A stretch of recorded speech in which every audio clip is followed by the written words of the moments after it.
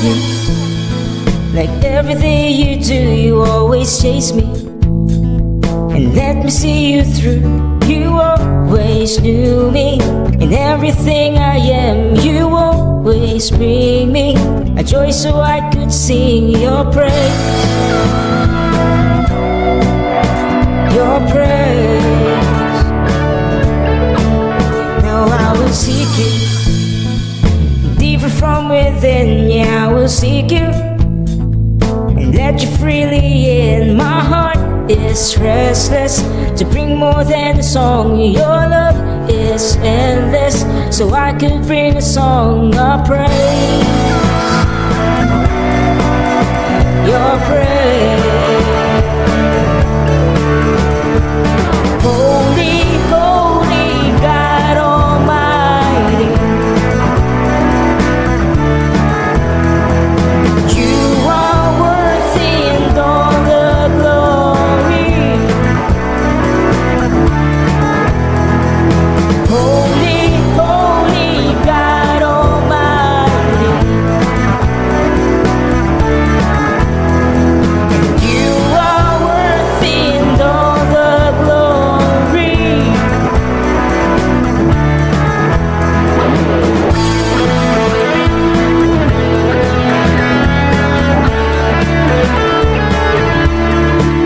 Now I will seek you deeper from within. Yeah, I will seek you and let you freely in. My heart is restless to bring more than a song. Your love is endless, so I could bring a song of praise.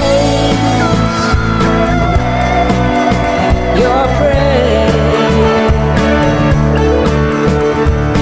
Holy, holy God Almighty,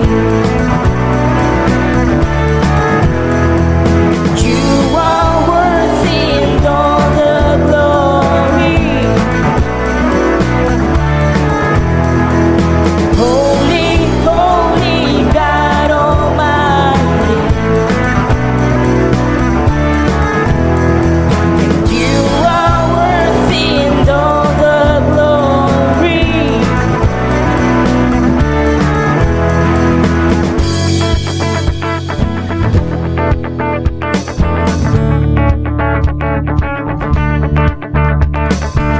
My heart is filled with joy, my soul will rejoice. The angels singing, holy is your name. My heart is filled with joy, my soul will rejoice. The angels singing, holy is your name. My heart is filled with joy, my soul will rejoice. The angels singing,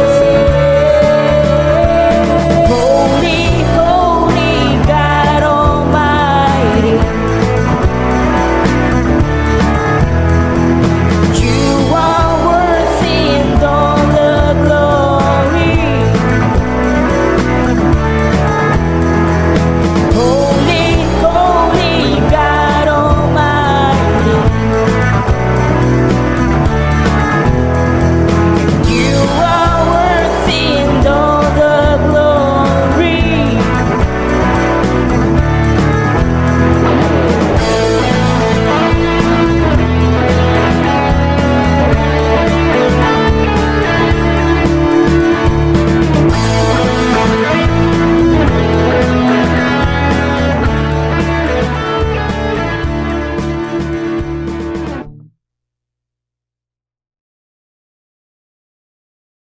Okay, once again, it's a brand new day. Okay, magandang hapon sa inyong lahat. Probably umaga dun sa ilan sa mga nakikinig sa atin. At bago po ang lahat, nais ko pong ipaabot sa inyo yung aming pasasalamat sa patuloy niyong pagsubaybay at patuloy na pagsishare nitong ating channel na ito sa YouTube.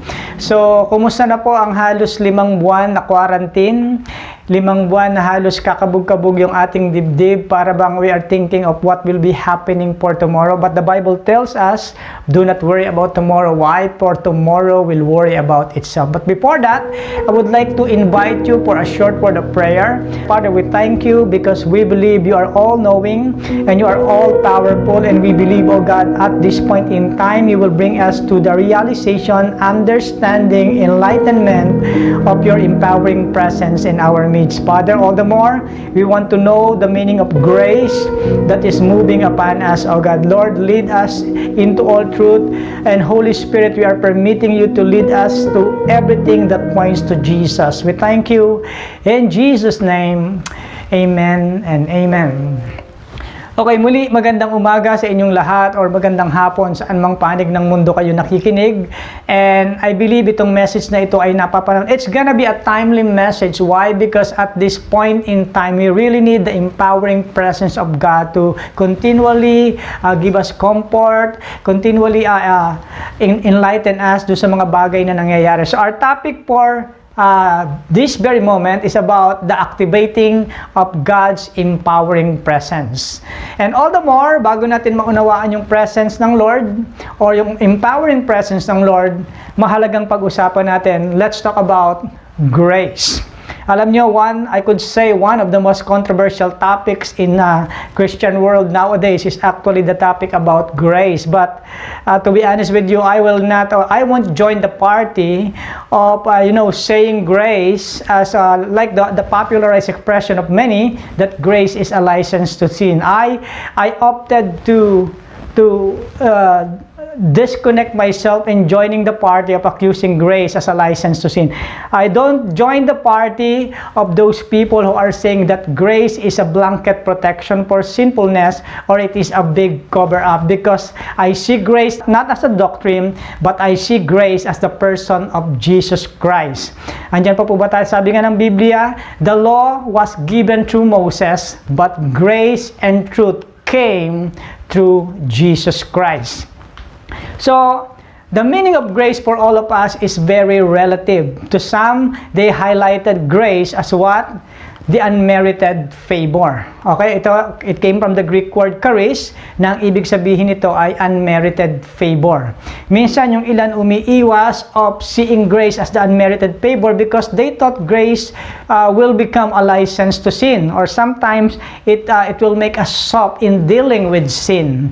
Pero yung iba, they tilted themselves to the meaning of grace as the empowering grace, okay, or the enabling power of God. But this time, we will see how are we going to, activate God's empowering presence in our lives. Now, may mga ilang punto po dito na ating babalik-balikan. Probably yung ilan ay alam nyo na. Pero sabi ko nga, or there's no wrong that we can find in repetition. Why? Because repetition creates conviction. The more na nare-repeat sa atin yung truth, the more tayo na nakukonvince. Remember, the word conviction came from the word convince. So dapat yung mga truth, yung mga liberating truth na binibigay ng Lord, patuloy na nauulit-ulit sa atin. So sa Biblia, sabi sa Matthew chapter 3 verse 2, repent, for the kingdom of heaven is at hand. Sad to say, many misquoted, misrepresented, or even misconstrued this verse. Kasi minsan nagagamit ito having a peer-driven tone sa mga taong nakikinig. Magsisi na kayo sapagkat malapit nang dumating ang paghahari ng Diyos. But kung malalaman lang natin ang kahulugan ng verse na ito, probably lahat tayo ay magkakaroon ng rejoicing from within. Repent, for the kingdom of heaven is at hand. In other translation, repent, for the kingdom of God is within your reach. Repent, for the kingdom of God has arrived. Andyan tayo? Okay, in Matthew chapter 7, verse 21, sabi doon, not everyone that says to me, Lord, Lord, shall enter into the kingdom of heaven, but only those that do the will of my Father who is in heaven. Remember, to enter the kingdom of God is not necessarily having the literal entry to the pearly gates, walking on the pavement of gold, and seeing the dazzling, blinding, resplendent glory of the throne while worshiping angels are singing all around. No. To enter the kingdom of God is to experience the kingdom of God. Pero sabi ng Bible, not everyone that says to me, Lord, Lord, but only those that do the will of my Father who is in heaven. By the way, to do the will of the Father is to believe in the Son that He sent. Andyan tayo. At kung babasahin po natin by context, kailangan mabasa nyo yung Matthew chapter 7 verse 15 because Jesus warned the disciples to be aware of the false prophets. Okay, sabi rin ng Matthew chapter 6 verse 10, Our Father who art in heaven, hallowed be your name. Your kingdom come, your will be done on earth as it is in heaven. Dito, tinuro ni Jesus na when we address God up there, we are calling Him our Father. Why? Because the moment we believe on Jesus, we are now part of the family. Our Father who art in heaven, hallowed be your name. Your kingdom come, your will be done on earth as it is in heaven. Remember, Jesus, the Son of Man, permitted God, to act here on earth, to just make the realities of the kingdom happen here on earth. Gusto niyang mangyari yung bagay na nangyayari sa kaharian. Now, natanong ko na po ito a long time ago. What is the kingdom? Okay, ang sabi ng Luke chapter 12 verse 32, it is our Father's pleasure to give us the kingdom. Mga magulang, mga kapatid, sa lahat ng nakikinig sa mga oras na ito, nais ko pong ipaabot sa inyong kaalaman na malinaw na sinasabi ng Biblia, it is our Father's pleasure to give us the kingdom. At kung makikita lang natin ang puso ng Ama, na nandun pala yung kanyang pleasure. It pleases the Lord to give us the kingdom. In Romans chapter 14 verse 17, righteousness, peace, joy in the Holy Ghost.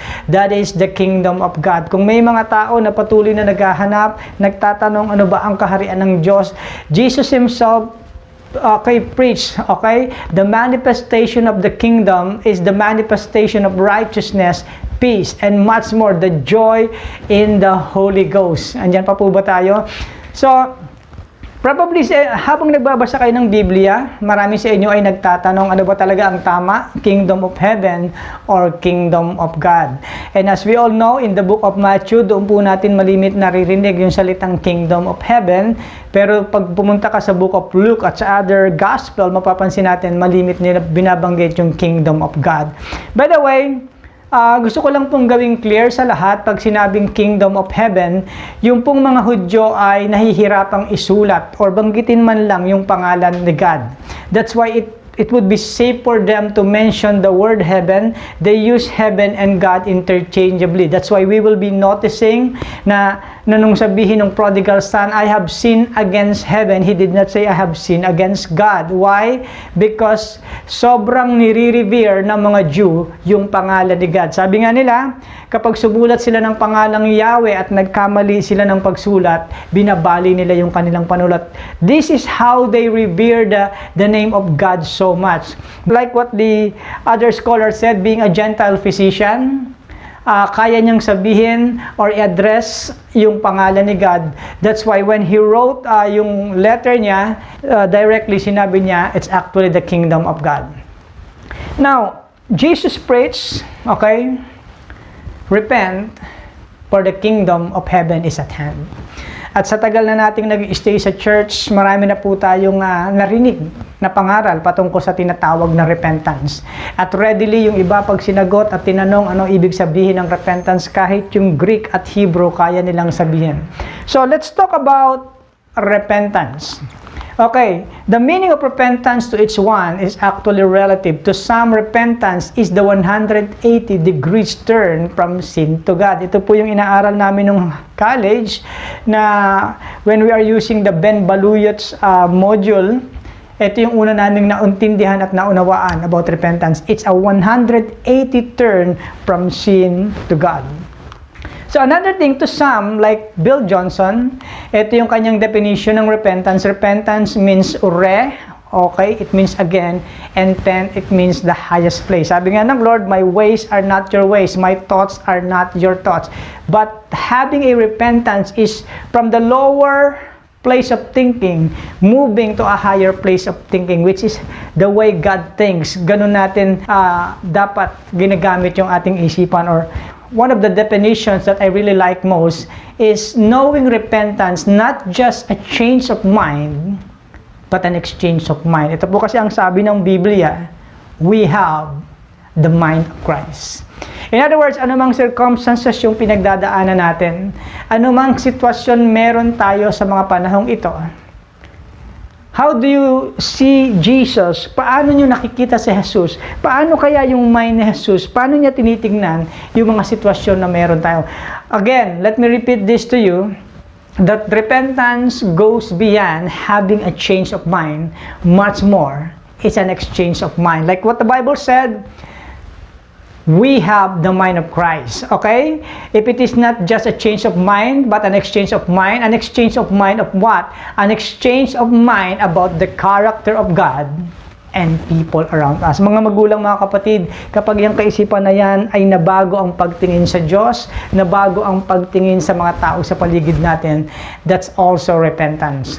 At sabi ko nga, ang isang pinakagusto kong meaning ng repentance, it's a radical change of mind about the character of God. And I believe in every circumstance, in every situation that we are undergoing, God is revealing Himself.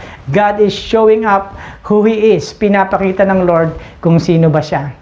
And as we all know, in Greek, repentance is metanoia. It's a change of mind. But you know what I like most when it comes to repentance? Okay, yung kanyang Hebrew definition. In Greek, it is metanoia, it's a change of mind. But in Hebrew, it is actually teshuva. It means return to grace. Mga magulang, mga kapatid, isa talaga sa nagpaantig, nagpabago ng puso ko is nung maunawaan ko na sobrang grabe pala ang biyaya ng Panginoon. Remember, ang kaibahan ng mercy at saka ng grace. Mercy is something that you deserve, but God, okay, withheld it from you. But grace is something that you don't deserve, yet God gave it to you. At napakalagang maunawaan natin na ito pala ang biyaya at ito pala ang awa. Ang awa, bagay na dapat nangyari sa'yo, nagkaroon ka, pero pinigilan ng Diyos na wag mangyari sa'yo. Subalit yung biyaya, yung bagay na hindi ka dapat magkaroon, pero dahil sa biyaya ng Diyos, ibinigay niya ito sa'yo. And in understanding, okay, in understanding everything, if we really want to activate the empowering presence of God in our lives, napakalahalaga ng Lordship ni Jesus na mangyari sa atin. Now, I shared long time ago the power of Lordship, and one of the illustrations I gave is the illustration of the rich ruler who approached Jesus when he said, "Good teacher, what must I do to inherit eternal life?" Sabi ko nga, as if he can do something for him to inherit eternal life. But like what I said, if that man asked me readily, I would answer that man nothing, because eternal life is a gift. But Jesus tested that man who boasted of his allegiance to the law. Kasi ang sabi sa Biblia, if anyone keeps the whole law and yet stumble at a single point, he has become guilty of all. But sabi ni Jesus, one thing you miss, not two, not three, but one thing you miss. Sell all your possessions and give them to the poor. But that man went home sad. Why? Because great was his wealth. Kaya niyang magkaroon ng allegiance to the law, pero ang naging mahirap sa kanya is maging Lord si Jesus sa oras na yon na inutusan siya ni Jesus. But this time, we really want to activate God's empowering presence sa life natin by allowing the Lordship of Jesus to manifest over our lives. Ready na ba kayo? By the way, hindi ko po gustong habaan tong mensaheng ito, because I believe, we believe that every revelation is multidimensional. Every revelation is ever progressive. Every revelation is multifaceted, ever evolving, ever increasing. And right now, I pray to God that the Lord will unveil to you as you listen to this message. Again, His Lordship over your life, over my life, over our lives matters. So, let me tell you one of the stories in the Bible about about the paralytic. Okay? And sabi nga dito, in John chapter 5 verse 1, okay, to 6, sometime later, Jesus went up to Jerusalem for one of the Jewish festivals. Meron pong nangyayaring Jewish festivals, so si Jesus, pumunta siya sa Jerusalem, umakyat siya sa Jerusalem. Now, there is in Jerusalem, near the sheep gate, a pool, which in Aramaic called Bethesda. Gusto ko pong sabihin sa inyo na yung lugar sa Jerusalem na pinuntahan ni Jesus ay malapit dun sa sinatawag na sheep gate. Sheep gate. Yung pong sheep gate na yon ay isang pool, pero sa salitang Aramaic, ang ibig pong sabihin nito ay Bethesda. Now, bago po tayo magpatuloy, gusto ko pong tanungin kayo, alam niyo po ba ang ibig sabihin ng Bethesda?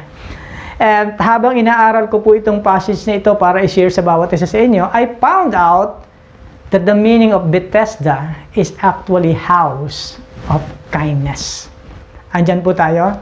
And which is surrounded by 5 covered colonnades. And here a great number of disabled people used to lie. Okay? Gusto ko pong gamitin niyo yung inyong sanctified creative imagination. Nandun kayo sa pool of Bethesda. Nandun kayo sa house of kindness. Na napakaraming tao. May pilay, may pingkaw, may bingi, may paralitiko, lahat ng klase ng sakit. The blind, the lame, the paralyzed. At ang sabi dito sa passage nito, one who was there had been an invalid for 38 years. Now, alam niyo po, I tried to find in biblical numerology kung anong ibig sabihin ng number 38. And talagang I believe it's a crucial part in your life na kapag nakarating ka pala sa edad na 38, parang alam mo yon, talagang grabe na yung difficulty na dinadaanan mo, pero there's gonna be an impending breakthrough that will be coming sa life mo, no? So sabi dito, there was a man invalid for 38 years. Mga magulang, 38 years is a no joke. Imagine niyo yung isang tao na invalido for 38 years na siguro araw-araw umiiyak, araw-araw nananalangin na, Lord, sana isang araw isa ako sa makatakbo doon sa pool of Bethesda. Kasi pinapaniwalaan po nila nung panahon yon na kapag ikaw daw ay tumakbo sa pool of Bethesda, kapag bubaba ang anghel at sinimula niyang i-steer yung water ng pool of Bethesda at isa ka doon sa nakalubog, ikaw yung unang gagaling. And this is how the people, ito yung paniwala ng mga tao. Sabi ko nga po, not all popular thing, okay, hindi lahat ng bagay na sikat ay tama. Pero nung mga panahon yon, ito yung bagay na sikat. Ito yung bagay na pinaniniwalaan nila na kapag nauna akong nakatakbo doon sa pool of Bethesda, una akong nakalubog, kapag sinimula na ng anghel na i-steer yung water, then I will be healed. And because this is the very thing that is so popular, ito yung pinapaniwalaan ng marami. But I want you to take note of this. Sabi nga nung lalaking ito, gusto niyang makapunta, pero walang pwedeng magdala sa kanya.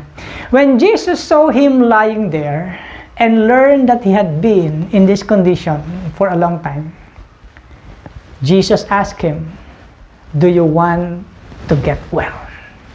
And sumagot yung invalid man na yon, "Sir," the invalid replied, "I have no one to help me into the pool when the water is seared." Lord, or Sir, wala pong pwedeng magdala sa akin dun sa lugar na ito, sa lugar na yun. Gustuhin ko mang gumaling, pero walang sino mang pwedeng tumulong sa akin para makalubog dun sa tubig kapag ito ay in-steer na ng angel. While I am trying to get in, habang sinusubukan ko pong pumunta doon, someone else goes down ahead of me.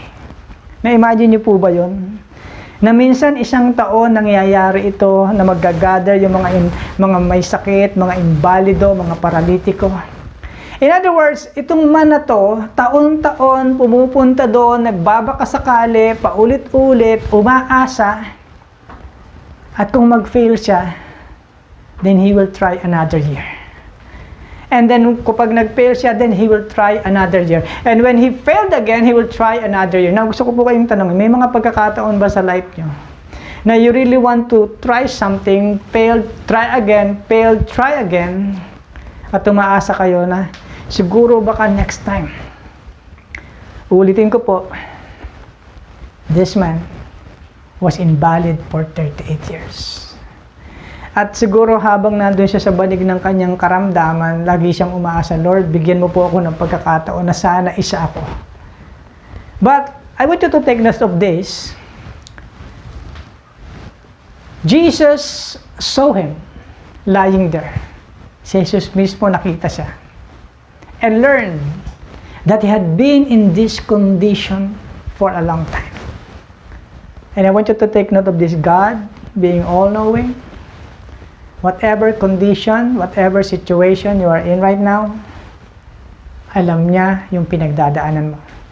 At probably, kagaya nitong invalid person na ito, probably tinry mo na ang napakaraming bagay. Maaring nag-fail, inulit mo uli. Nag-fail, inulit mo uli. Nag-fail, inulit mo uli. Dahil everyday, kaya mo inuulit-ulit. Dahil umaasa ka na one day, you can get out from that situation. But I want you to see here, sabi dito, and Jesus saw him lying there and learned that he had been in this condition for a long time. He asked him, do you want to get well? Mga magulang, mga kapatid, lalo na doon sa aming mga bagong tagapakinig, kung ikaw ay mayroong mga pinagdadaanan at para bang sa tingin mo hindi ka na makawala, subalit nagkaroon ng pagkakataon na tanungin ka ni Jesus, anak, gusto mo bang makalaya? Gusto mo bang makawala sa sitwasyon na meron ka? Will you have the same heart as that of this invalid man who said, Sir? The invalid replied, I have no one to help me in the pool when the water is stirred. While I am trying to get in, someone else goes down ahead of me. But Jesus said to him, get up, pick up your mat, and walk. Now I want you to take note of this. The Lord stood before him with a very simple command. Okay? A single command, one command away to his healing. Simple lang naman ang sabi ni Jesus, get up, take up your mat, and walk. Now, habang nagkakaroon po ako ng devotion dito sa passage na ito, alam niyo po pag sinabing get up is this, umalis ka sa kinalalagyan mo. Get out from where you are, pick up your mat. Now, siguro nagtatanong kayo, ano kaya ang role ng mat? I do not know if for almost 38 years, kasama niya yung mat na yun. Sabi ko nga, yung mat na yon, yung banig na yon, ito ang piping saksi sa mga pag-iyak, sa mga pagluha, sa mga pagdaing ng paralitikong ito. And I want you to take note of this. Dito sa life natin, dito sa ating buhay, may mga bagay na nais ng Lord na ating dalahin. Alam ko na may mga ilan sa inyo na grabe yung pinagdaanan, grabe yung mga karanasan in the past. Pero ang nais pala ng Lord is for you to pick up those testimonies and then walk and share those testimonies. God has been wanting you to get up, get out from where you are, okay, share your testimonies, and move around for the people to know the great things that the Lord did to your life. At once, the man was cured. The moment that man responded to the word of the Lord, remember, the lordship matters. And it was the Lord, okay, who commanded him to get up, to pick up his mat, and walk.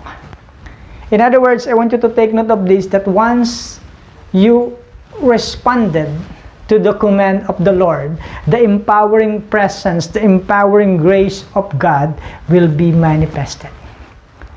Kung gusto po natin na mag-manifest yung empowering presence ng Lord sa buhay natin, we need to respond to His calling, okay, and have that decision to move kung ano yung inuutos niya. At ang sabi dito, at once the man was cured. Actually, the moment he got up, that man was cured, and he was able now to pick up his mat and walk. Mga magulang, mga kapatid, I want you to see in this passage the picture of the law and grace. The picture of the law is that you need to do something in order for you to get what you want to get. At mapapansin natin, ganun din sa Pool of Bethesda. He needed to do something. He needed to go to the ship gate. He needed to go to the Pool of the Bethesda once a year and run when the angels started to stir up the pool. And he needed to do those steps in order to get his healing. But Jesus represents the person of grace. He did not do anything. He did not, take an effort to do something. He just responded to Jesus, the person of grace, and he received his miracle. Now, another story, I want you to take note of this. I personally believe that man was a Jew. And this time, gusto ko pong ipakita sa inyo before I end this message. Napakasimple lang po ng message na ito. Empowering, activating God's empowering presence is actually responding to the word of the Lord. And another thing na gusto ko pong ipakita sa inyo dito is the story of the centurion.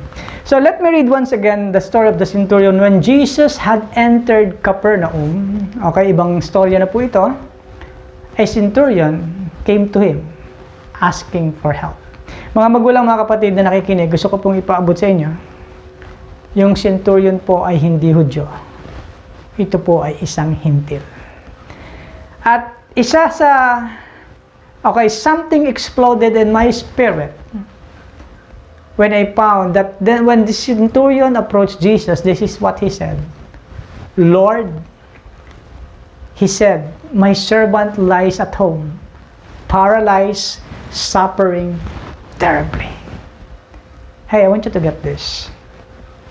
A Gentile, not a Jew, not a people owned by Jesus. Sabi nga doon, he came to his own, but his own did not receive him. Okay, kung mapapansin natin, yung centurion na ito ay isang hintil, but when he approached Jesus, he called him Lord. Lord, he said, my servant lies at home, paralyzed, suffering terribly. Jesus said to him, shall I come and heal him?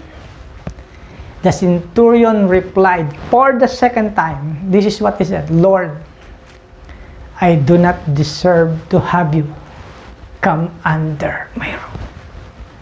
Naalala ko po si Zacchaeus. Zacchaeus, come down. I will go to your house.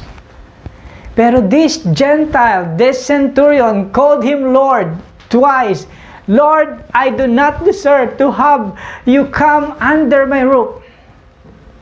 But just say the word, and my servant will be healed. Ulitin ko po. The centurion was a Gentile. Yet he called Jesus, not just once, but twice, he called him Lord. And because of so much reverence, because of so much of that acknowledgement of his lordship, this is what he said, Lord, I do not deserve to have you come under my roof. But just say a word. Just say the word, and my servant will be healed. For I myself am a man under authority, with soldiers under me. If I tell this one, go, and he goes, and that one come, and he comes, I say to my servant, do this, and he does it. When Jesus heard this, he was amazed. Mga magulang, mga kapatid, bago po ako magpatuloy, ano ang meron dito sa centurion na to na sobrang nagpahanga kay Jesus? Gusto ko pong sabihin sa inyo, una sa lahat, sobrang dami. There are many people in the house of Israel who rejected Jesus, who did not believe on Jesus. Actually, nung nandun sila sa harap ni Pilate at kahit minsan si Pilato, nung naguhugas na siya ng kamay, ang sigaw nila sa Matthew chapter 27 verse 27, let His blood fall upon us. Parang sa amin, okay lang kung ito yung ginawa namin sa Kanya, let His blood fall upon us. Mga magulang, mga kapatid, the rejection of the Son of Man is actually tantamount to an insult of Him. But this time, here comes a Gentile who called Him Lord, Lord. When Jesus heard this, He was amazed and said to those following Him, truly I tell you, I have not found anyone in Israel with such great faith. Now, ito po ang gusto ko pong sabihin sa inyo. This Gentile understood Lordship. Why? Because he was a man lording over other people. Siya mismo, he's lording over other people na pag sinabi niya go, that person will go. Pag sinabi niyang come, that person will come. Pag sinabi niyang do, that person will do it. He understood Lordship. And being a man of authority, what amazed Jesus is this. Being a man of authority, he knew how to submit to a higher authority. He called Jesus Lord.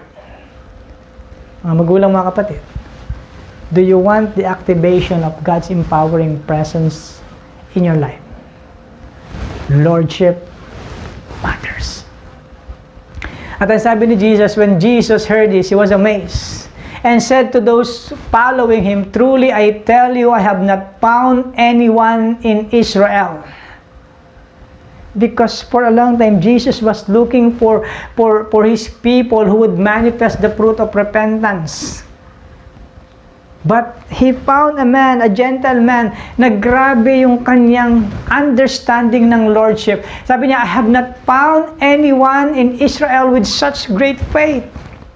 I say to you, that many will come from the east and from the west and will take their places at the feast with Abraham. Na para bang may magsasabi, ako ay anak ni Abraham, kabilang ako sa lahi ni Abraham. Okay? They will take their place at the feast with Abraham, Isaac, and Jacob in the kingdom of heaven. But the subjects of the kingdom will be thrown outside into the darkness, where there will be weeping and gnashing of teeth. Then Jesus said to the centurion, the Gentile who understood Lordship, go, let it be done, just as you believe it would. And his servant was healed at that moment. At good po yung gusto kong iwan sa lahat. Marami po sa atin na nanalangin, Panginoon, sa panahon pong ito, nais namin makita ang iyong himala. But I want you to take note of this. Jesus is Lord over everything. The earth is the Lord's and the fullness thereof. Even in your circumstances, the Lord has a message, has a direction, has an instruction in which we are one obedience away, okay, to the answer of all our prayers. Ang kailangan mo lang pala, pakinggan yung sinasabi ng Lord and take heed of what He was saying. And another thing, miracle can happen the moment we understood His Lordship over our lives. At this point in time, I don't want to prolong this message. And I know, naintindihan ko po yung pinagdadaanan ng bawat isa sa atin. At ang hinihiling ko lang po sa mga oras na ito is for you to have your silent moment na kayo lang at saka si Lord. And then ask God, like the miracle that you did to the man who was invalid, I want to respond to your call. I want to respond to your command. And I want to see miracle to happen to my life and the rest of my family. Or probably you want to have the same amazement na meron si Jesus doon sa centurion. At sabi ko nga po sa inyo nung binabasa ko tong passage ito, one thing that amazed me is this, that centurion understood lordship. And because he understood lordship, he himself knew how to call Jesus Lord. Lord. Why don't we just come to God with a short word of prayer? Father, we thank you. Because through the story of the invalid man and the centurion, you taught us that lordship matters. Lord, we desire that your empowering presence would be activated sa life namin. But Lord, at this point in time, we really come to you, O God, acknowledging the role of grace over our lives. Lord, I pray that you just move mightily, powerfully, supernaturally sa life ng bawat isa sa amin, Panginoon. We want to have the same heart as that of that centurion. That, Lord, may we understand deeply the meaning of lordship, O God. And as we hear the message of our Lord, we want to take heed every command that our Lord wants us to do. Lord, we are expecting for more miracles to happen in our lives, O God. Let thy kingdom come, your will be done. Your kingdom has come. Your will, Lord, will be done in our lives, O God. We thank you and we glorify your awesome name. In Jesus' name we pray. Amen.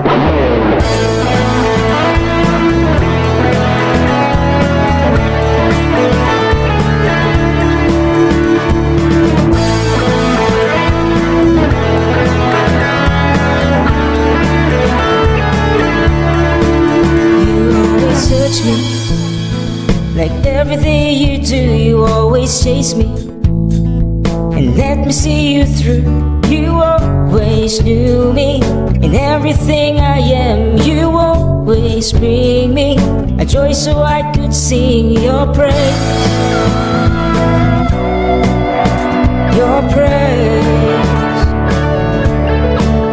Now I will seek you deeper from within. Yeah, I will seek you and let you freely in. My heart is restless to bring more than a song. Your love is endless, so I could bring a song of praise. Your praise. Holy, holy God Almighty, you are worthy and all the glory. Holy, holy God Almighty, you are worthy and all the glory.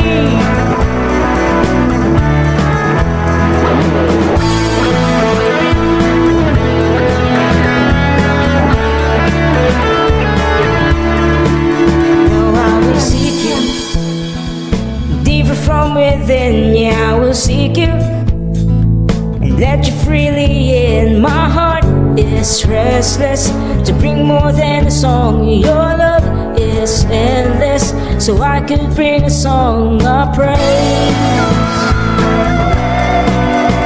Your praise.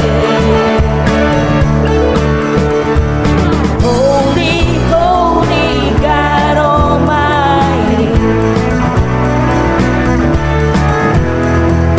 you are worthy and all the glory. Holy, holy God Almighty,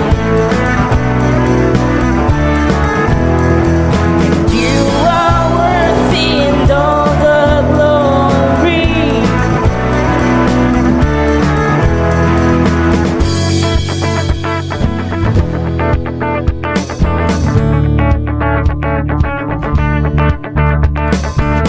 My heart is filled with joy, my soul will rejoice. The angels singing, holy is your name. My heart is filled with joy, my soul will rejoice. The angels singing, holy is your name. My heart is filled with joy, my soul will rejoice. The angels singing,